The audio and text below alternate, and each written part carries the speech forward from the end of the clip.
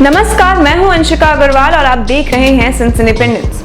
हिमाचल प्रदेश में जन्मी कंगना ने जब अभिनय करने का प्लान बनाया तब सबसे पहले उन्होंने थिएटर डायरेक्टर अरविंद गौर से दिल्ली में अभिनय के गुण सीखे। उसके बाद रुख मुंबई का किया। मुंबई में आने के बाद कंगना की जद्दोजहद शुरू हुई, मगर उन्हें साथ मिल गया आदित्य पंचोली का। दोनों की दोस्ती की खूब चर्चा हुई और कंगना को आदित्य पंचोली की गर्लफ्रेंड भी बताया गया। मंजिल की तलाश करते करते कंगना की मुलाकात फिल्मकार महेश भट्ट से हुई, जिन्होंने 2006 में अनुराग बासु के निर्देशक में बनी फिल्म गैंगस्टर में कंगना को लीड रोल दिया। इस पहली फिल्म के किरदार से ही कंगना सुर्खियों में लगातार आ गईं, क्योंकि ये किरदार परवीन बॉबी की जिंदगी से प्रेरित बताया गया। कंगना ने अपनी पहली ही फिल्म में इतना सधा हुआ अभिनय किया कि न सिर्फ उन्हें वाहवाही मिली, उन्हें फिल्म फेयर का बेस्ट डेब्यू अवार्ड भी मिला और यहाँ से कंगना ने कभी पीछे मुड़कर नहीं देखा। साल 2007 में कंगना की वो लम्हे और लाइफ इन अ मेट्रो जैसी फिल्में आई, मगर 2008 में फिल्म फैशन ने कंगना को अलग मुकाम दे दिया। मधुर भंडारकर की फिल्म फैशन इंडस्ट्री की कहानी कह रही थी, जिसमें प्रियंका चोपड़ा लीड रोल में थी। इस फिल्म में कंगना का किरदार छोटा था, मगर वो छोटा किरदार इतना मजबूत बना कि उन्हें सपोर्टिंग रोल के लिए राष्ट्रीय पुरस्कार मिला। इसी साल उनकी फिल्म राज 3 भी रिलीज हुई थी।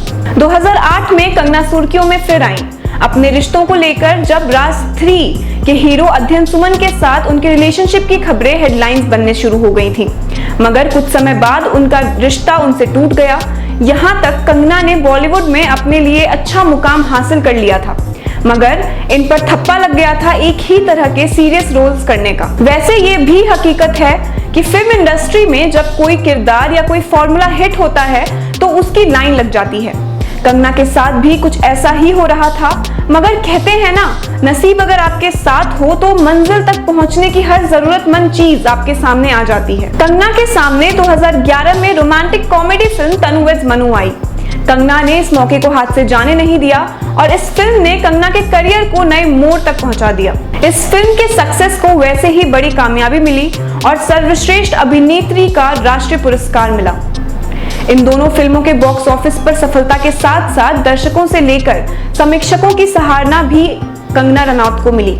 इस फिल्म का निर्देशक आनंद एल राय ने किया था और कंगना के साथ आर माधवन मुख्य भूमिका में थे। 2014 का साल आया जिसने कंगना को बॉक्स ऑफिस पर क्वीन बना दिया।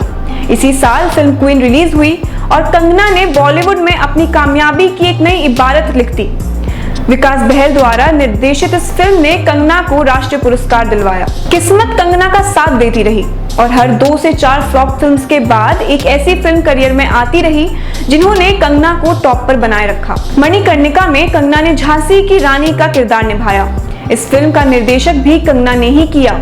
शुरुआत से ही जैसे जैसे कंगना कामयाबी की सीढ़ियां चढ़ती रहीं, वैसे वैसे विवादों की रानी बनती गई। कंगना ने उन लोगों को अपना निशाना बनाया जिन्होंने कंगना के करियर में योगदान दिया। Gangster, life in a metro की सफलता के बाद कंगना ने आदित्य पंचोली के खिलाफ पुलिस स्टेशन में शिकायत दर्ज की और आरोप लगाया कि शराब पीकर उन्होंने कंगना के साथ शारीरिक उत्पीड़न करने की कोशिश की है। हालांकि आदित्य पंचोली ने कंगना के स्ट्रगल में उनका साथ दिया था। 2010 में फिल्म काइट्स जब फ्लॉप हुई तो कंगना भिड़ गई निर्देशक अनुराग बासु से, जो उनकी पहली फिल्म गैंगस्टर के निर्देशक थे। कंगना ने आरोप लगाया कि काइट्स में जितना बड़ा रोल उन्हें बताया गया था उतना बड़ा रोल उन्हें नहीं दिया गया।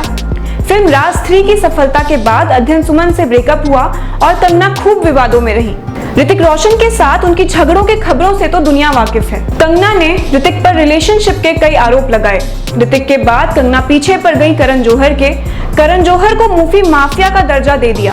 करण जौहर पर नेपोटिज्म के आरोप लगाए और हर रोज करण जौहर को लड़ाई के मैदान में खींचा।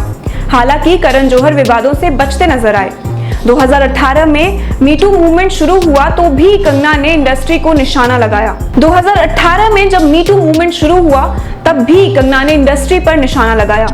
आरोप अपनी फिल्म क्वीन के निर्देशक विकास बहल पर लगाया। उन्होंने कहा कि जब वह हमसे मिलते थे तो अजीब तरह से गले मिलते थे और कहते थे कि तुम्हारी बालों से बहुत अच्छी खुशबू आती है। कई बार जब कंगना से इन विवादों पर सवाल पूछे गए तो उन्होंने बिंदास होकर कहा, मैं जो कुछ भी हूँ अपने दम पर हूँ, इसीलिए किसी की परवाह नहीं करती। सुशांत सिंह राजपूत की मौत के बाद भी कंगना ही वो पहली इंसान थी जिन्होंने बॉलीवुड पर सवाल उठाए और सीबीआई इंक्वायरी की मांग की। सुशांत सिंह राजपूत की मौत के बाद कंगना रनौत के तेवर और सख्त हो गए। उन्होंने पूरी फिल्म इंडस्ट्री को आड़े हाथों लिया। एक बार फिर कंगना ने नेपोटिज्म और मूवी माफिया को उछाला।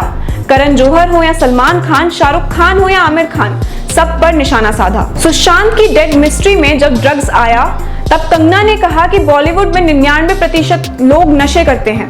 हालांकि कंगना खुद अपने आप को ड्रग्स से दूर नहीं रख पाई हैं। सुशांत सिंह राजपूत के केस में भी कंगना न सिर्फ कूदी बल्कि महाराष्ट्र सरकार को भी आड़े हाथों लिया, जो कि कांग्रेस, एनसीपी और शिवसेना की सरकार है। कंगना ने मुंबई को पीओके तक कह डाला, जिस पर राजनीति भी तेज हो गई। बीजेपी और शिवसेना आमने सामने आकर खड़े हो गए।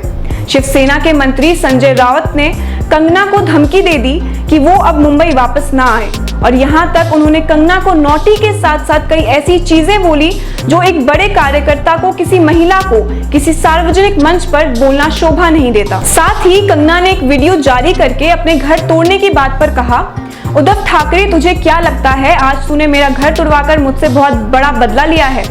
आज मेरा घर टूटा है, कल तेरा घमंड टूटेगा। जिसके बाद आज उद्धव ठाकरे ने कंगना के खिलाफ मुंबई में एफआईआर दर्ज करवाया है और एफआईआर में लिखवाया है कि कंगना ने सीएम के खिलाफ आपत्तिजनक भाषा का इस्तेमाल किया है। अब देखना ये होगा कि कंगना सुशांत सिंह के केस में किस हद तक आगे बढ़ती हैं और आगे किन किन विवादों में फंसती हैं। देश और दुनिया की बाकी खबरों से जुड़े रहने के लिए देखते रहें हमारा चैनल सिंस इंडिपेंडेंस। धन्यवाद।